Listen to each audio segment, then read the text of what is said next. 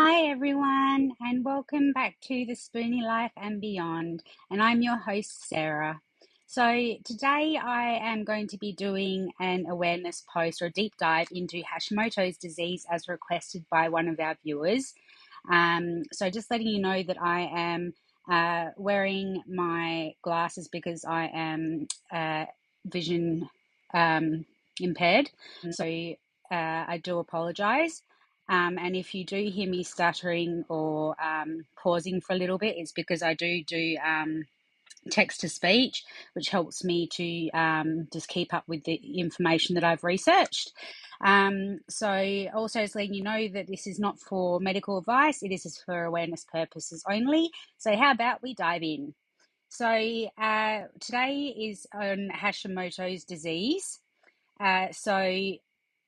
Hashimoto's disease is an autoimmune disorder affecting the thyroid gland. The thyroid is a butterfly-shaped gland located at the base of the neck, just below the Adam's apple, or where the Adam's apple would be. The thyroid produces hormones that help regulate many functions in the body. So, an autoimmune disorder is an illness caused by the immune system attacking healthy tissues. In Hashimoto's disease, immune system cells lead to the death of the thyroid's hormone producing cells. So, the disease usually results in a decline in hormone production, also known as hypothyroidism. Although anyone can develop Hashimoto's disease, it's most common amongst middle-aged women.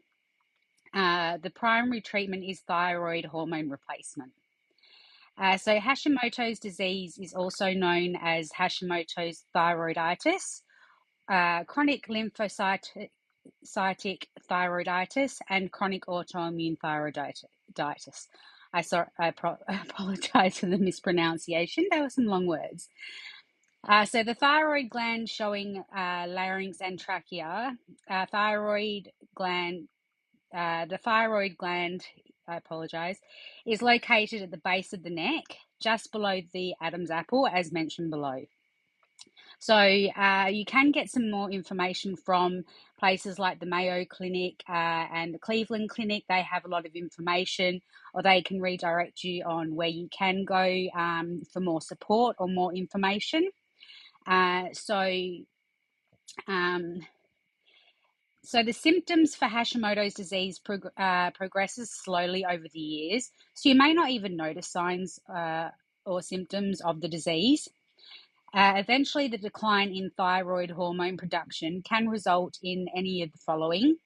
So fatigue and sluggishness, increased sensitivity to cold, increased sleepiness, dry skin, constipation, muscle weakness, muscle aches, tenderness and stiffness, joint pain and stiffness, irregular or excessive menstrual bleeding, depression, problems with memory or concentration, swelling of the thyroid, puffy face, brittle nails and some hair loss, enlargement of the tongue. So if you have any concerns, please do go and see your doctor and seek some medical attention. Or if you already have a rheumatologist or immunologist, I would maybe can also consider bringing it up with them, just so they're aware of what's going on, so then you can seek the best treatment.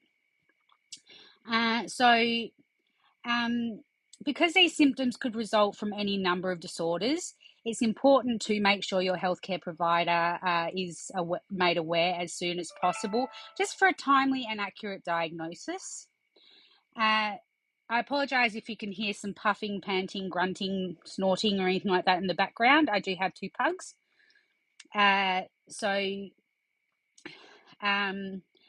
As mentioned before, that Hashimoto's is an autoimmune disorder.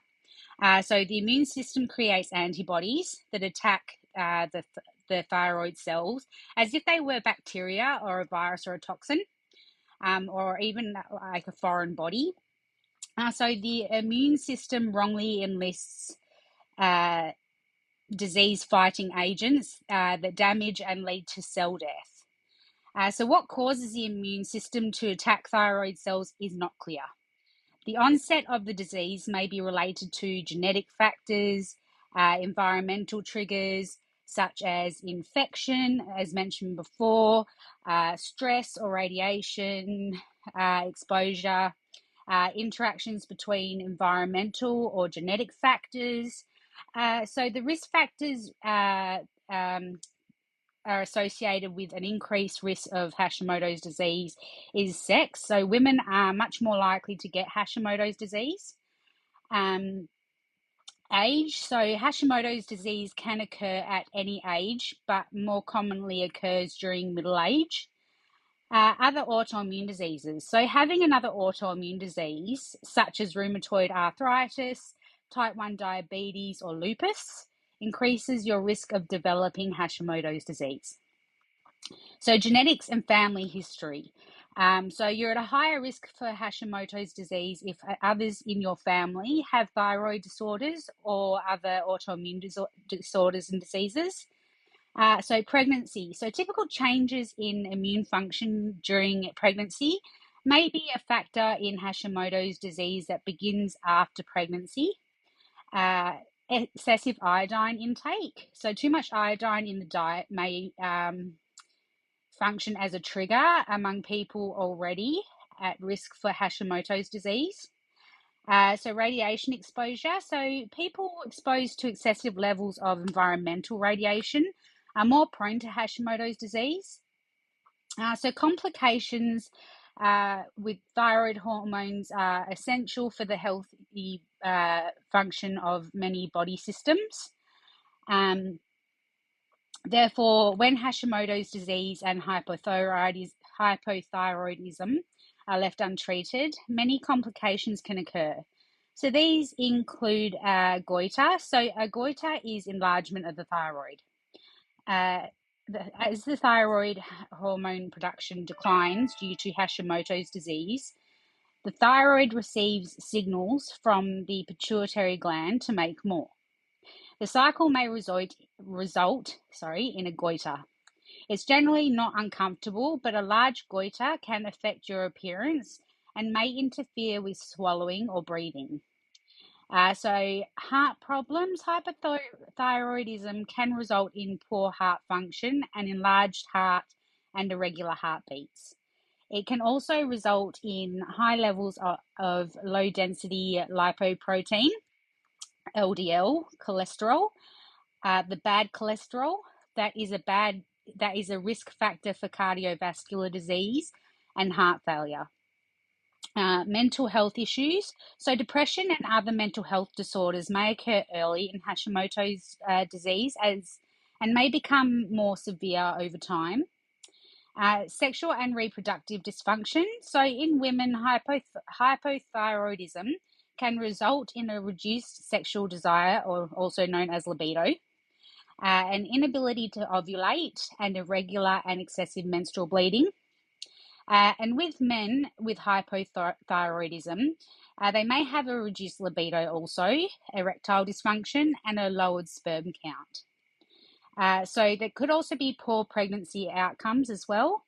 So hypothyroidism during pregnancy may increase the risk of a miscarriage or preterm birth.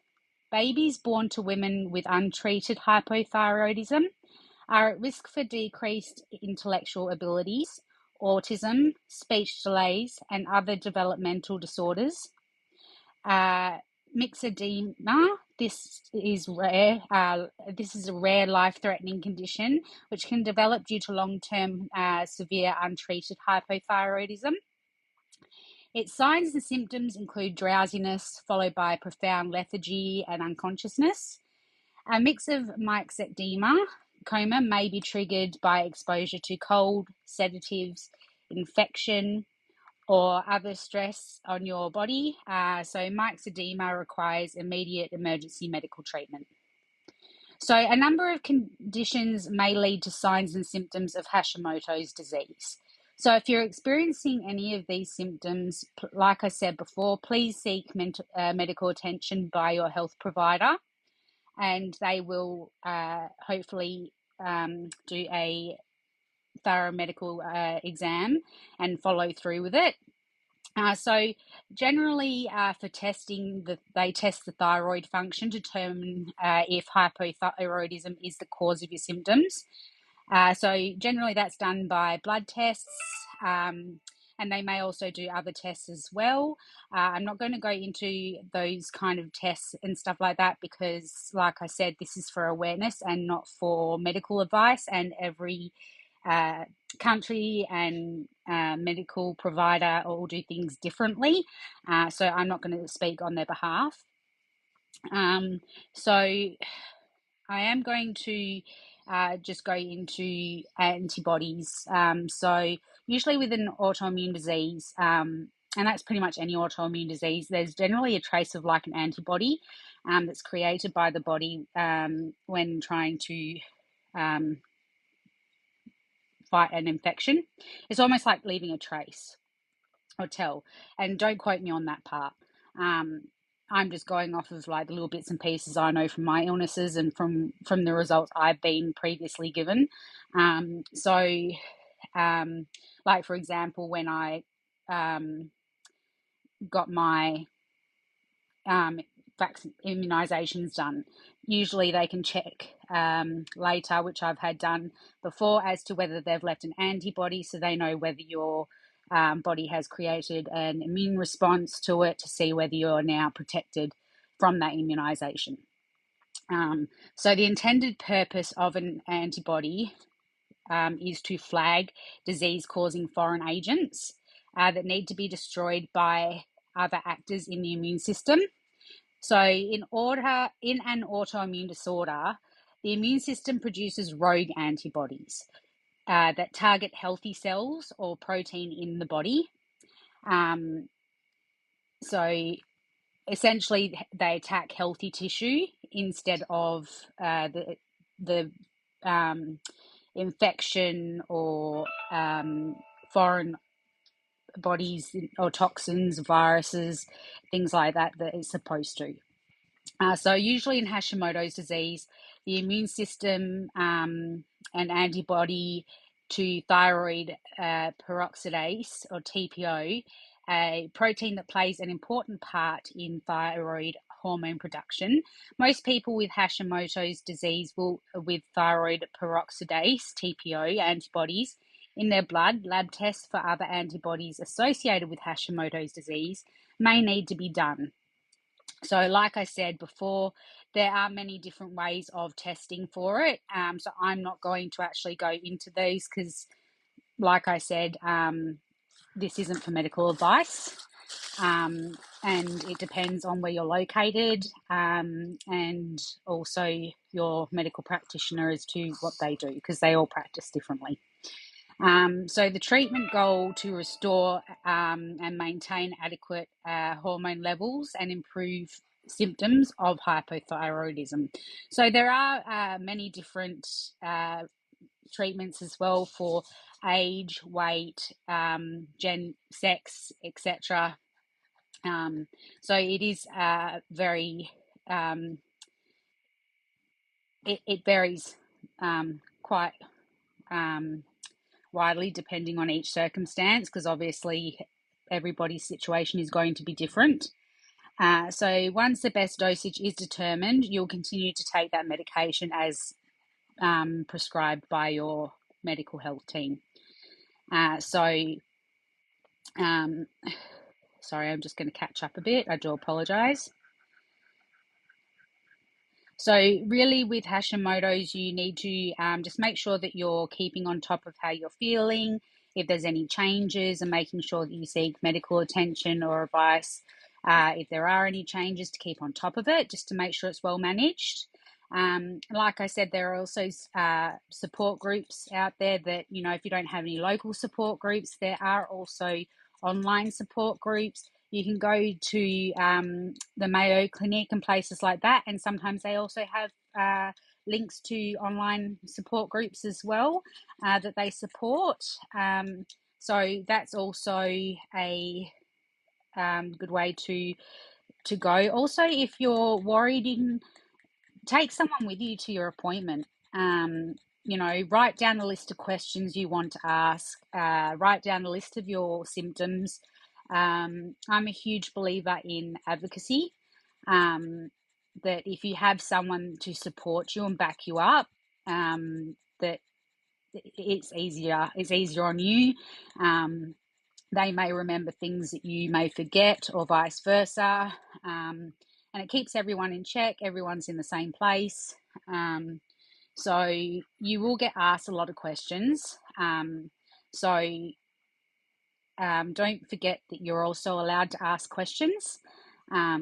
And if you don't have somebody that you feel safe taking with you, do reach out to places like the Mayo Clinic, Cleveland Clinic, or even search online for advocacy groups, local advocacy groups who may be able to help you. You're not alone. You don't have to be alone. So please do reach out to anyone that you're able to. So that's the end of the information that I do have for Hashimoto's today. You are more than welcome to send in your journeys, questions, anything like that, or if you'd like me to do a deep dive for you on something else. I do really appreciate your patience with my mispronunciations of extremely long words, and a bit of stuttering, or a lot of stuttering here and there. So please do send in anything you'd like me to do a deep dive on. I do keep a list of requests.